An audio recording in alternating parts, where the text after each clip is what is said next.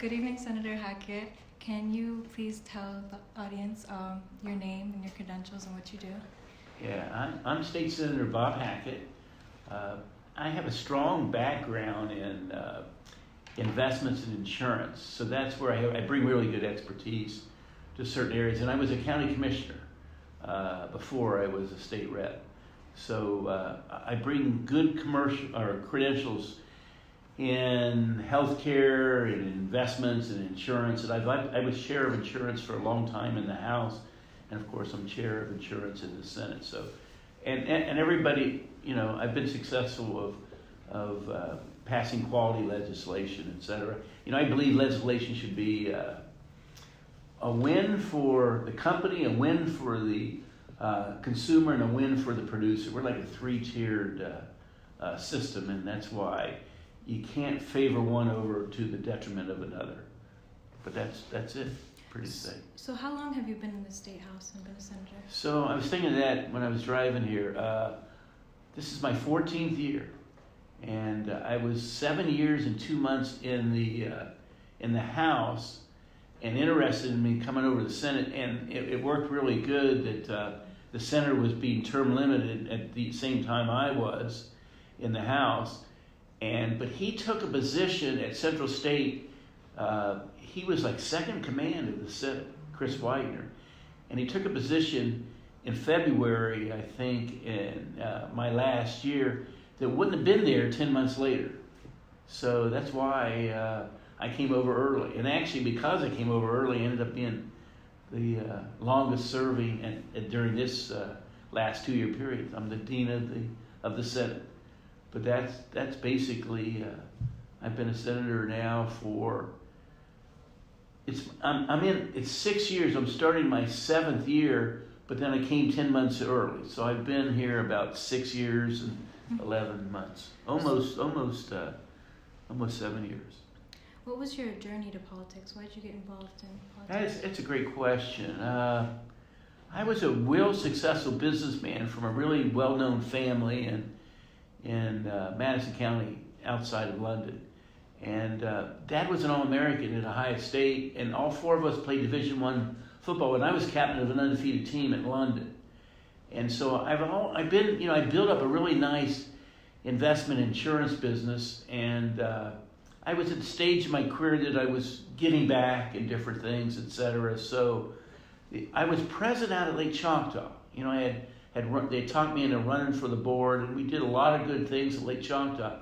And we had 2 old commissioners that were going to retire. And they came to me, the courthouse came to me and said, "Hey, we'd like you to run for commissioner."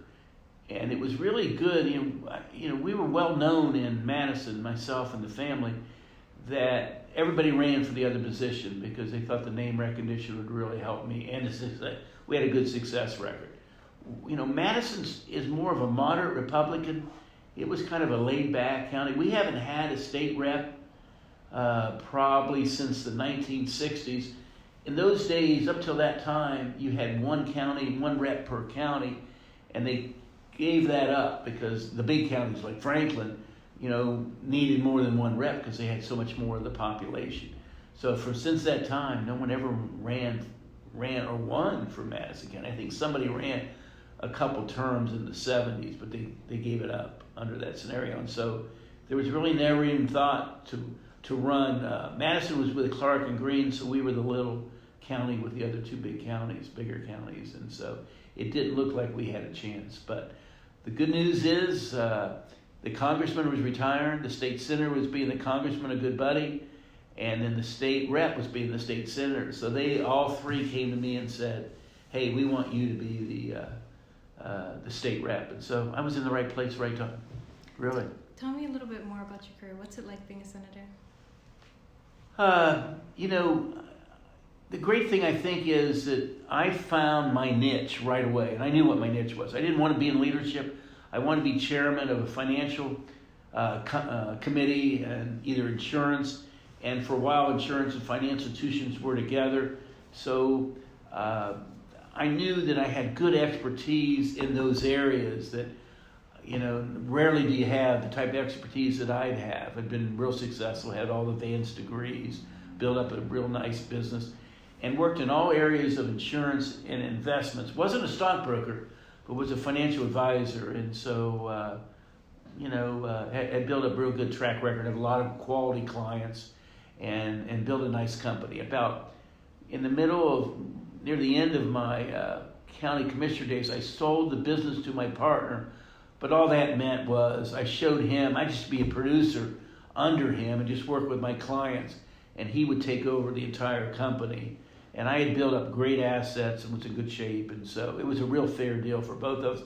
And he's done great. He brought in a really good producer as an additional producer, and yeah, he's done well, and I've done well, and we're real happy.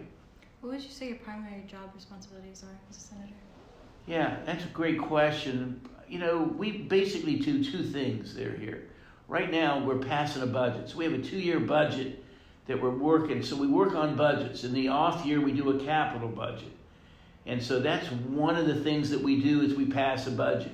The other thing is our number one responsibility really is passing legislation. So laws come through. Judicial doesn't do laws. Supreme Court doesn't do laws. We're the one that do laws in there. My thought was we have enough laws. I'm a conservative, but I'm not a Tea Party. But so I want to make sure that we have a really good environment that promotes jobs and businesses. I want to protect the consumer, but in the same token, I want to attract really quality jobs, et cetera. So we've done a really good job of lowering taxes, increasing revenues, bringing in a lot more jobs in the state in the 14 years that I've been here. And of the 14, 12 has been pretty well controlled by the Republicans, and I think we've done a good job of doing that, et cetera. So I think our primary responsibilities are really passing the regular budget and the capital budget in the off year, but passing legislation. And legislation goes through a process where it goes through committees and it takes time, et cetera. And like I said, all the insurance investment legislation comes through me. What would you say a typical day looks like for you as a senator? That's a good question. Remember, there's 88 counties. And so a lot of times we'll meet really strongly in the State House Tuesday into Thursday because they don't want to bring the FAR people down every day. I'm a little unusual in that my financial office is a suburb of Franklin County. It's where the population and the money is. It wasn't in Madison County. So I'm pretty close to my office. So like today I have a client coming in at 5 o'clock tonight. So I'll work here and have a lot of things. I'm on the controlling board, so this is the controlling board Monday. So Tuesday through Thursday is really where we're working really hard and through the nights. And then Monday and Friday is my own business and working out in the district, with constituents out in the district. And actually I do a lot of work in my other office and in constituents on Saturday and Sunday. For example, I was with the Boy Scouts at their annual event yesterday. Saturday night I was with the Xenia Chamber for their annual dinner. So work really hard with 3 counties, as you can guess. What would you say your proudest moment as a senator is? I think, it's a collective. I'm pretty well with the leadership in both sides, no matter who became the leader in the House, is that I'm well respected, and we've always done quality insurance legislation. I go to INCOIL and I'm on the executive board. INCOIL is it's one of 4 organizations the state belongs to, and it's an organization where chair and vice chair and some members of the committee will go to, and they meet 3 times a year, and we develop model legislation. Ohio rarely is the beginning of legislation, but many times, we'll learn really good ideas. So I've been successful at taking legislation that was developed in other states and bringing it to Ohio. But once again, it has to be good for the company, good for the consumer, and good for the producer. We're a producer-run industry, but we're a company-run industry. We're a consumer-run industry. So it's got to be win-win-win to have really good quality legislation. So, I think my proudest moment is we've done quality legislation, and we've built a good reputation. Really have. How would you say you balance representing your constituents with your own values and beliefs? Yeah, That's a good question. I have to think about that one. Is it sometimes my constituents are almost radical right and Tea Party, and there are times when my views might be a little different. I might be, I'm a conservative, but I'm a common sense conservative, and sometimes we can only afford to do things when the money is there. Remember, in the state, we have to have a balanced budget, so we just can't spend money just without thinking and just running up deficits. That we have to balance the budget. So when I think about that, I think it's real important that we do things that we can afford to do. There's sometimes the Tea Party wants their stuff done no matter what, and they want their candidates elected no matter what. And even though I might agree with them 85% of the time because I'm a conservative, is when I don't agree with them, they get unhappy. They get really unhappy, and they'll fight with me, etc. But and usually I'm going to fall. But the Tea Party's never got anybody elected in my 3 counties, but they control 2 of the 3 central committees because they're smart. They know how to get control of the central committee. But they've never really got anybody elected. And if you look at all the local Republican elected officials, I don't know if any of them are Tea Party to the level at commissioner, any of the local officials that's not a township person, and all the state reps, state senators, and statewide elected ones. They're more of they're conservatives, but they're not always Tea Party conservatives. So how do you approach working with people of the opposite party? I have a really good relationship with the Democrats. And the Democrats, Nikki Antonio is the minority leader right now, and she does a good job. We don't agree, and you learn the system that it's hard to get legislation through a strongly Republican Senate and House and governor when it's just purely Democratic legislation. So the Democrats learn to work within the system. And a lot of times they might come up with an idea that's a good idea for local governments, or it's a good idea, and they rush it through to get credit for it, etc. But usually to get something done, you need to have to work with the Republicans. So I've always worked well with the Democrats, but pretty well stayed primarily with my conservative issue. Politics has changed a lot. It used to be, you worked, especially at the national level, you gave a little to get a little, and Governor DeWine was a little like that. But like Jim Jordan's not. If Jim Jordan doesn't get his conservative things, he will only support conservative issues, and that's just the way Jim is. And that's the way it's changed in Washington. So is that a good change? I don't know. I really don't know. But I still like to work with people, and if it makes sense and we have the money, and it works within the system, it's not classified as liberal. So some of the Democrats will come across with more moderate to conservative ideas, etc. So at times I work with them. And one of the things I learned as a county commissioner, it's important that we give services. And take, for example, Medicaid. I don't believe Medicaid's a career choice. I believe Medicaid's a safety net that people, once they get it for a reason, and then they work their way off of it. It's not a lifelong career decision like that. And so I believe services are there and they're important.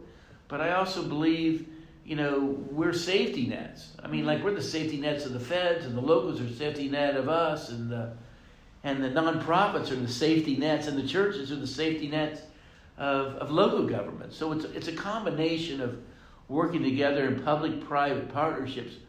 Having the ability or having the necessity of balancing the budget, that's all good, because you're at times you're looking for ways to do things and the money's not there, that either you postpone it or you bring somebody else in from the private sector. How would you say one becomes a senator? Man, you can say I hadn't really thought about these questions. A lot of people become senator, state rep, and I say this right, their heads get a little big. You know, they think they're like God's gift to this earth. And a lot of times I'd say, I was just in the right place at the right time. One of the reasons why I decided to go, I didn't have great ambitions to be a state rep, but I saw that I had I wouldn't have got in it if I didn't think I was going to win. And I saw that the planets had lined up that I could win. And then once I won, I worked really hard to make sure I stayed here. And I got to know a lot of people, and they got to see my abilities, and two, that I was a good guy. And so that's why when I look at that, that's one of the reasons why I react the way I do. What do you think is a key to being successful in politics? Yeah, that's a good question. Politics sure is changing.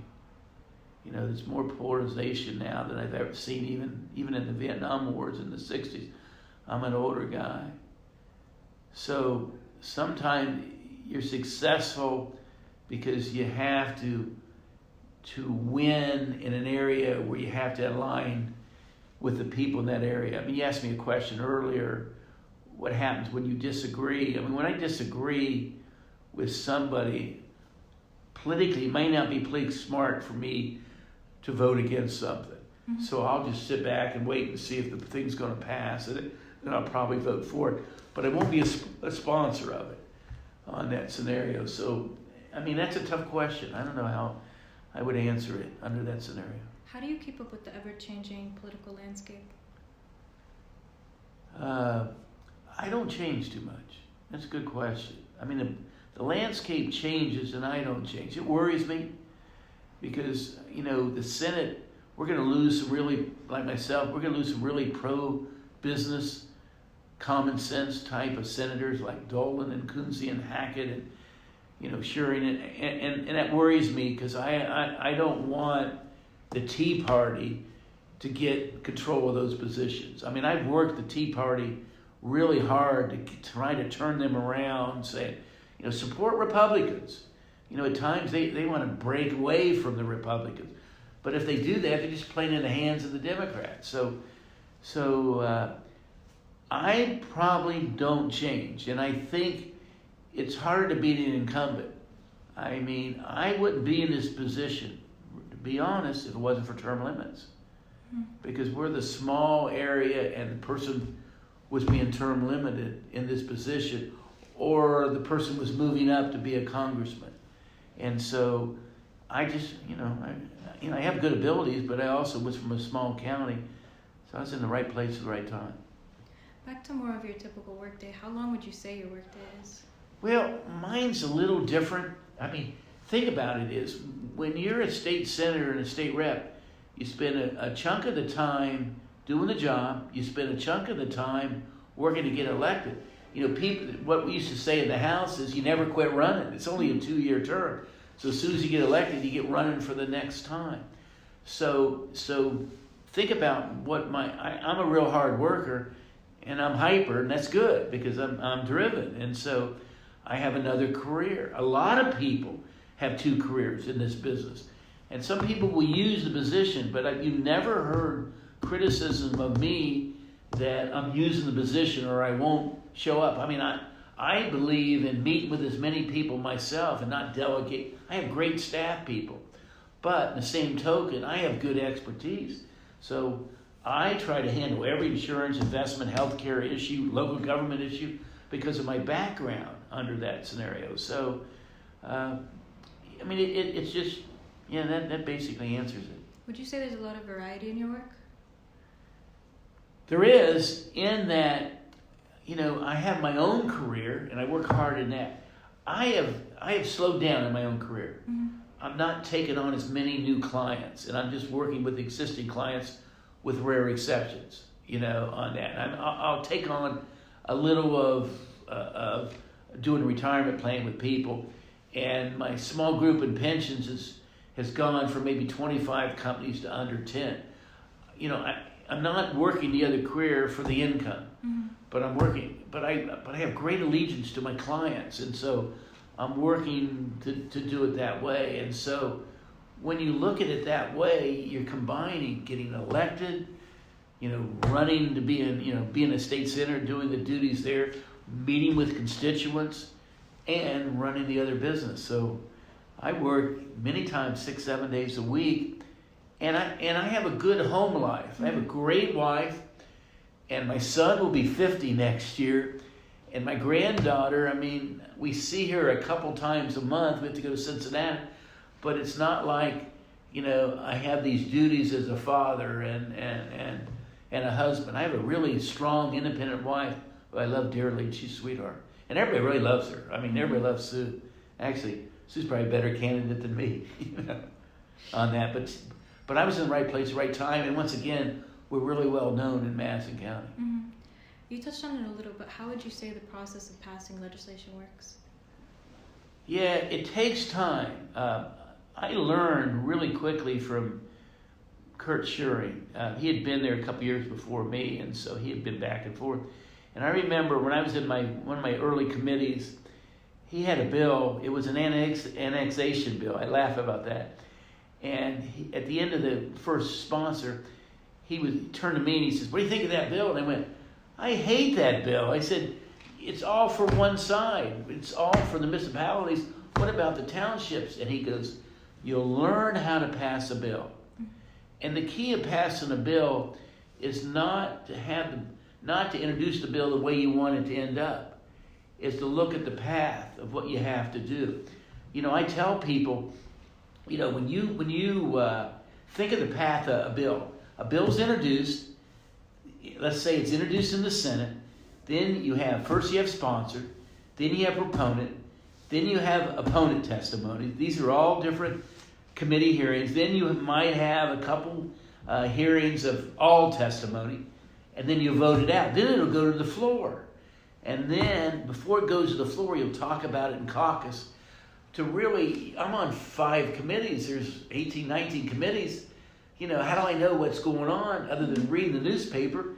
And so in caucus, we can ask questions about all the legislation that's passed other committees, and we can really understand it, etc. And so we know in caucus if the bill, we want to pass it and the bill will pass. Mm-hmm. You rarely have a bill that goes through that won't pass on the floor. So once a bill passes on the floor, goes over the House, starts the whole process over again. And usually many times when the bill comes back from the House, it's a little different than what we passed. So it goes to what we call its conference committee, mm-hmm. where key people from the House and key people from the Senate get together and they hammer out the final agreement of the bill. And then it goes to the governor to be signed, and he can veto the bill. It takes 60% to overcome his veto, and like we have 26 Republicans to 7 Democrats. That's great, so we can overcome. And I think if I was governor, I would like us, the Republicans, have control, but somewhere in the upper 50s, because if I vetoed a bill, I wouldn't want them to overcome it. And so the governor, when he looks at sometimes, I think there's been some bills he wanted to veto, but he knew we would overcome it. And I love our governor. He's a great guy. What would you say your favorite part of the job is? Meeting with people. I'm a people person. I love my clients. I love my constituents. I give my cell phone out to anybody. So it's being with people. I tell constituents who come with me with an idea or a concept to work through their association first, if they have one, because in numbers you have greater power. And the association can say, "Hey, we agree with you, but here's why we haven't got that bill passed." So they can educate the consumer, etc. So that's the one thing I really like is, passing key stuff. What's the most tedious part of your career? That's a great thing. I think you don't move the speed of business. The problem, it takes time to get stuff done, and it gets really frustrating. I think in business, the speed of business is so much quicker, and it's got even quicker. Look at the governor and I talking about, we need more job-ready sites. Companies coming in, we want more jobs, lower taxes, less regulation, but smart regulation. And so when you look at the scenario of that situation, is you just basically want to create an environment that's good for people. But the thing that frustrates me the most is the speed. It takes a time to get things done. And we've had some real strange things happen. Like we had a speaker that was pay-to-play speaker to get something done through the House. We had to promise certain things that those of us don't like to work that way. I'm not a pay-to-play type of individual.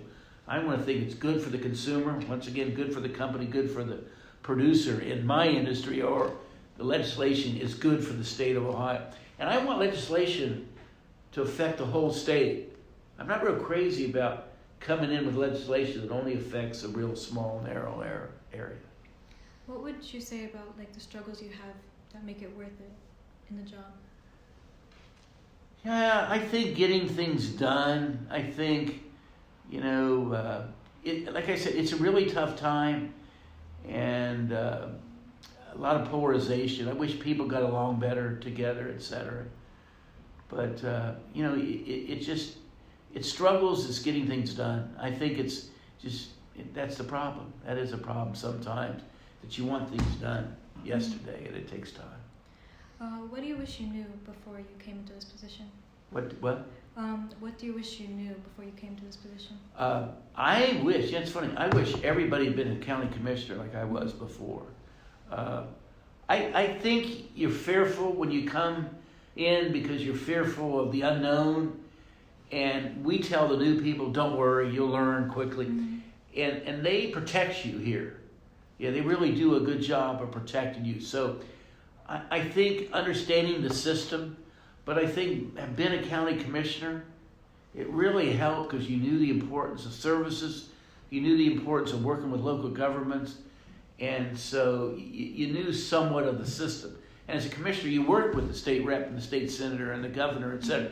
I mean, I always said, I saw a couple commissioners this morning, and I used to say, commissioners, everybody complains to you and you have no authority, And so that's one of the scenarios where you only have certain authority here, but you have authority that you can make legislation and pass budget, but you're still one of 33. I like being in the Senate versus the House, only there's less people to deal with, In the House, there's just so many more people that you got to get behind to get legislation passed. In the Senate, there's a lot less, and that helps. What type of professional and personal skills do you think someone needs to succeed at this type of work? Well, I think you have to be a people person. I think you have to have the ability to listen, to understand. I think you have to, one thing in life you learn. I learned from a CEO that you're learning every day of your life.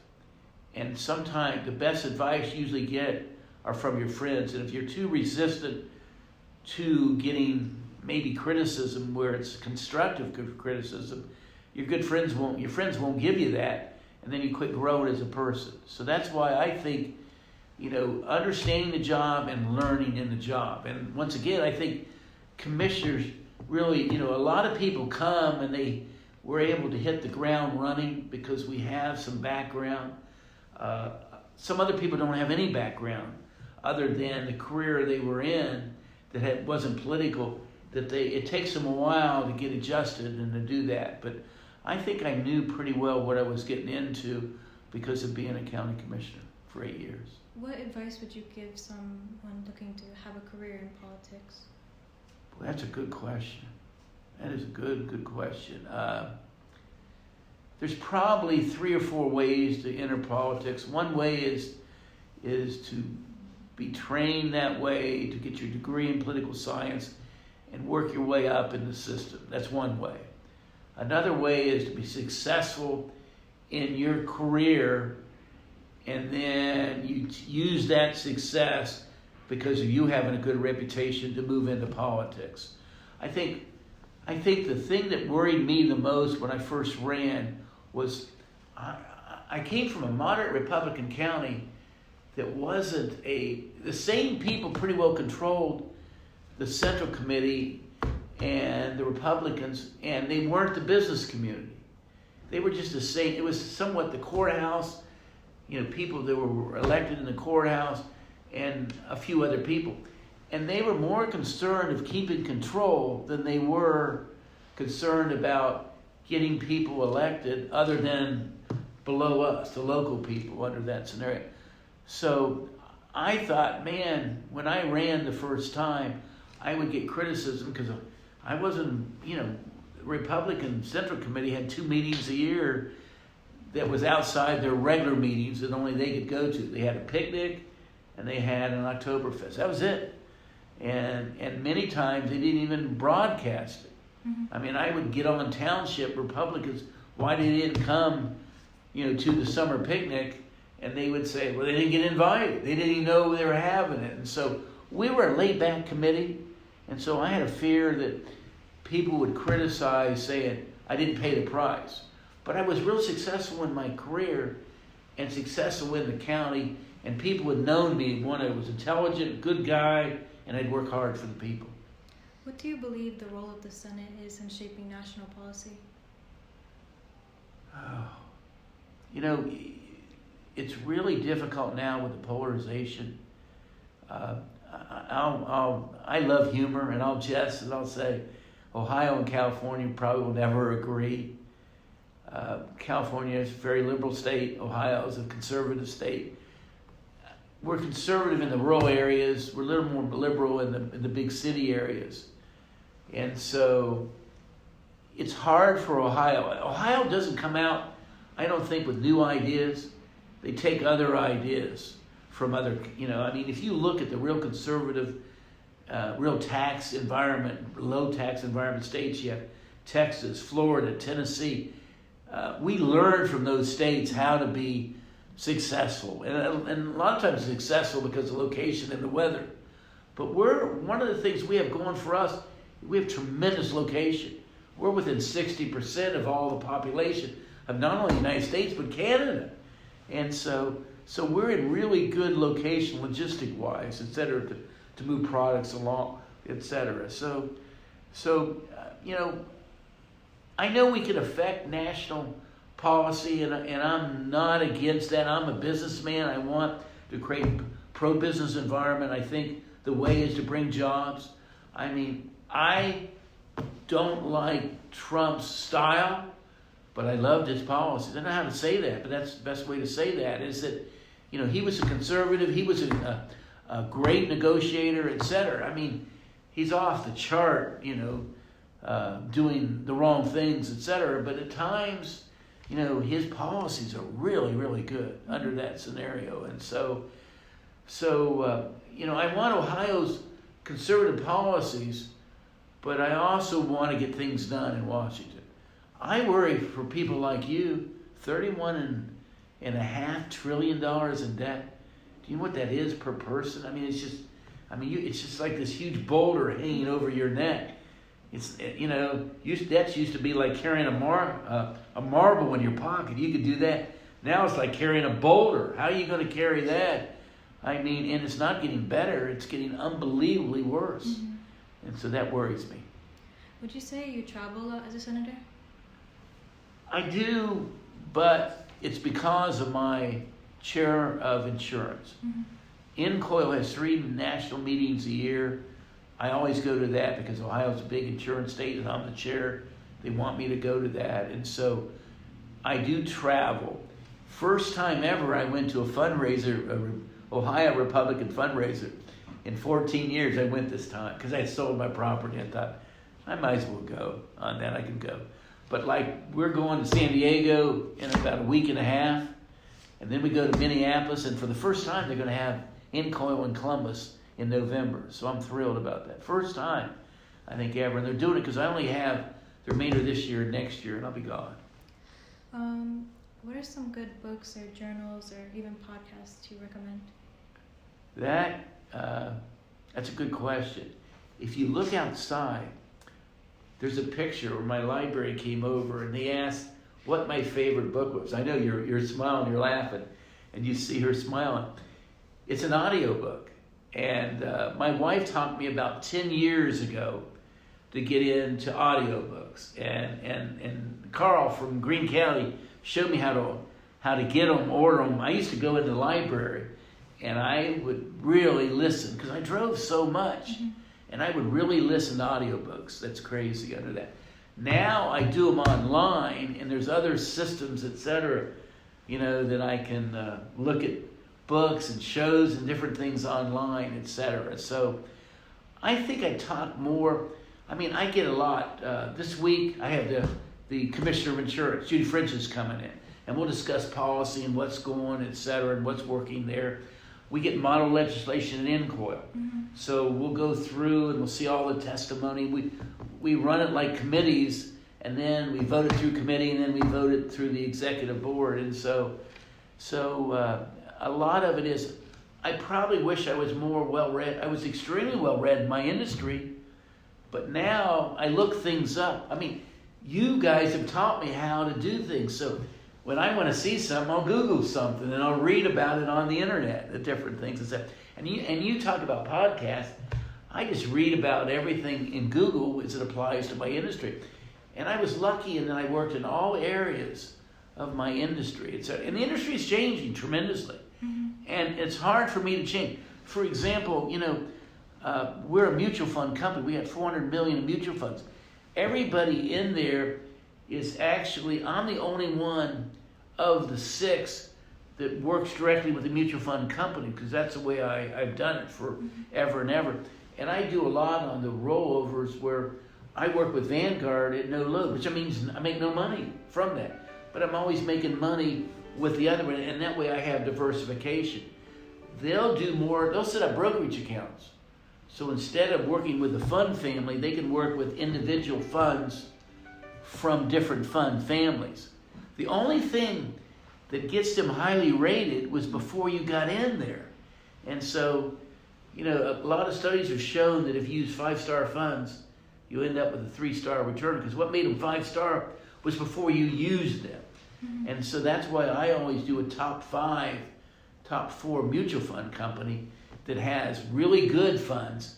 I want to get an above average return, and I've been real successful doing that.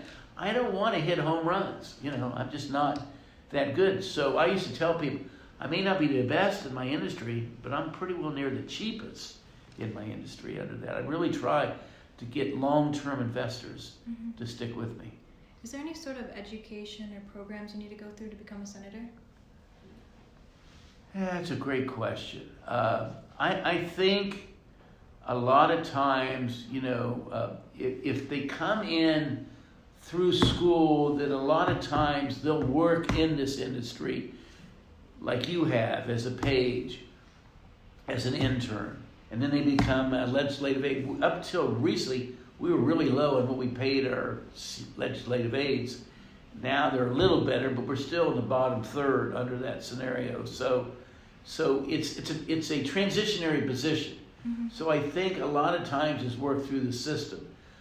I think I was lucky that I was a county commissioner, and I worked with state reps and state senator and the governor on different issues that I learned somewhat, but a lot of it was on-the-job training. And especially with people that don't have a really good background, it's really on-the-job training under that scenario. And so I learned from a lot of the veterans here, et cetera. I mean, when you look at the Randy Gardners, the Kurt Schurings, they were really good. They were really good. Lynn Watchmans, I mean, and each of those, one was way conservative, one was moderate. I mean, I learned from some really quality Democrats. They were really good guys under that, or gals, et cetera. What would you say some general advice to teenagers, kids, or young adults you would have? Yeah, I think our system takes a lot of criticism, and it's the two-party system. I think sometimes I say the best things and worst things about the system are the same thing. Think about that. But they are. But I think the greatest thing about the two-party system, it develops candidates. If you had an unlimited system, then you'd have everybody, only the popular would get, elected. I mean, the popular has an advantage, but they, you still have the chance that people can come in and say, hey, I believe this, this, and this. And you can criticize the person that's running against you who says, hey, I believe this, this, and this, but that's not how they acted in their previous life, et cetera. So how are they changing? I mean, J.D. Vance took a lot of criticism because he was anti-Trump, but then Trump endorsed him. And so he kind of turned around. You know, a lot of people think, you know, that Trump to win, it's got to have a lot of candidates. It's hard for him to win one-on-one. So I'm to the point, I favor DeSantis. But if Trump has a lot of people in there, he may win. Per example is Mike Carey. I love Mike Carey, but I supported the state senator, Bob Peterson. Mm-hmm. And Peterson had a great background. And Peterson was doing really well until Trump endorsed Kerry. There were 11 in the race. Kerry went from 4th to 1st. And not only did he go 4th to 1st, you know, a month before the election, he ended up getting the same amount of votes as 2nd, 3rd, and 4th combined. Isn't that unbelievable? Mm-hmm. And so Trump has a real good, with a certain segment, certain number of the people, but it's not half. Yeah. Do you have any favorite memories from your time in office? Oh, that's a good question. I enjoy, you know, my position on that. I mean, I like humor, you know. I mean, I have a lot of good memories. Some, not too many that aren't good memories, etc. I love Bill Batchelder. I mean, I can remember one of the great memories was Batch was really liked by the insurance industry, but there was one issue. I can't even remember what it was, but he kind of blocked legislation, and it was people blocked legislation, and the insurance industry was not real happy. And the next time I carried the legislation, that how we had worked out, and we got the insurance industry behind, and everything was fine. And on the floor of the House, I gave Batchelder had the original legislation in the 80s, and just to see him smile, because I gave him credit on the floor, even though maybe he didn't deserve the credit, but he had the original legislation, and you know he was. And I hated to see him go from totally respecting the industry to disrespected because of one issue. I mean, you're never going to be 100% agree. That's what my biggest criticism of the Tea Party is. I can be against them on one issue, and they hate me for life. And I go, that doesn't make sense. Ronald Reagan has said Republicans only agree in the low 80s. You know, I mean, we're never going to be 100% agree. So that's one of the things that I say. Well, I'd like to say thank you, Senator Hackett, for interviewing with me. Sorry about that. Is there anything else you'd like to tell everyone? No, I'm good. You asked me every question in the book. And she will tell you, I did not have these questions to practice. You really set me aside. So they are really off-the-cuff answers. And so have fun cut me. You know, have fun. Yeah, make sure you do. Thank you. Thank you. See everybody.